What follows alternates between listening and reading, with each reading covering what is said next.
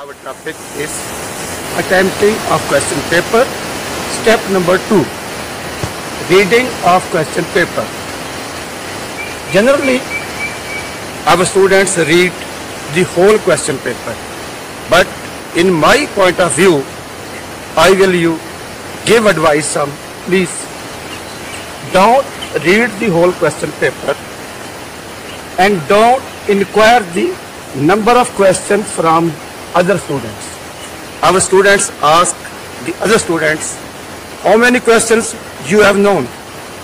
For example, the other students tell you that I know all the questions, but you know, for example, 70% questions.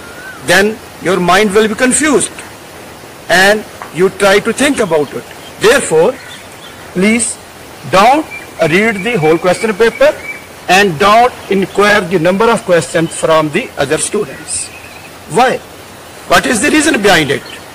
The reason behind it, if the question paper is very easy, for example, you read the whole question paper and question paper is very easy, you suffer overconfidence. When you will find overconfidence, or in another sense, if the question paper is very difficult and you don't know the answer of some questions, then there will be disturbance in the known facts. I mean, you know some question, answer of some questions, but you don't know the answers of some questions. If you have read whole the question papers, then there will be disturbance in your mind, and this disturbance disturb those answers which you know very well. And the third one is the loss of time.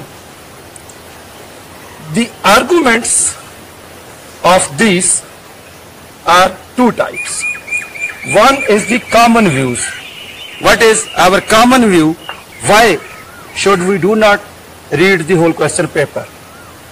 In common views, we know, dear students, when we are in worries, when we are in stress or sadness or some tension, then this type of tension, stress or worry disturb our mind. And in worries and sadness, our mind does not function well. When our mind does not function well, surely our efficiency will be disturbed. And second is the very important views, scientific views. In scientific views, when we analyze that why we should not read the whole question paper, please attend to me and listen it carefully.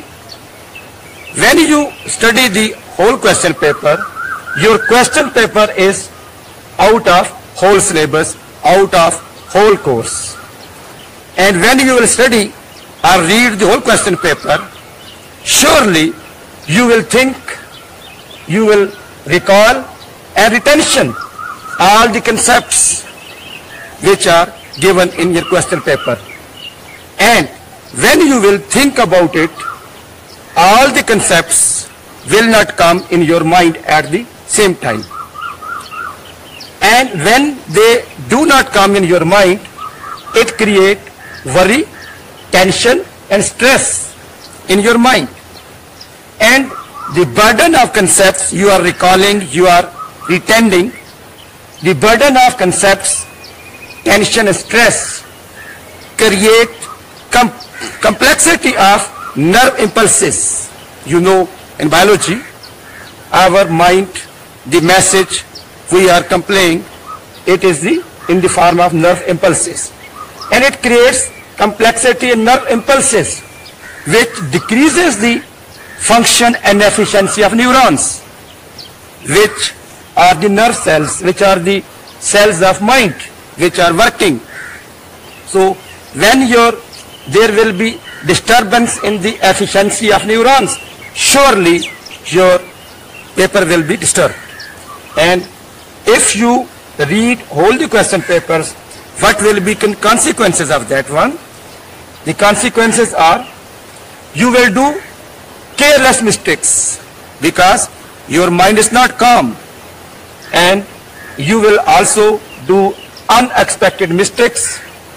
And when you are read whole the question papers, it will take 10 to 15 minutes.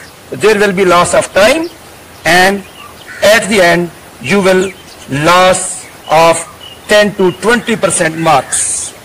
Therefore, students should not read all the question papers. They should read only the first question paper. First of all, they should select what section they want to attempt. Section B, C or D. What is their choice? If they have selected the section B, then they should read the question number 1. If they know the answer of question number 1, they should not read, they do not read the question number 2. But if they find any difficulty in question number 1, then they should read question number 2. If answer of question number 2 is clear, they do not read the question number 3. Only they read question number 2 and start writing. Thank you very much.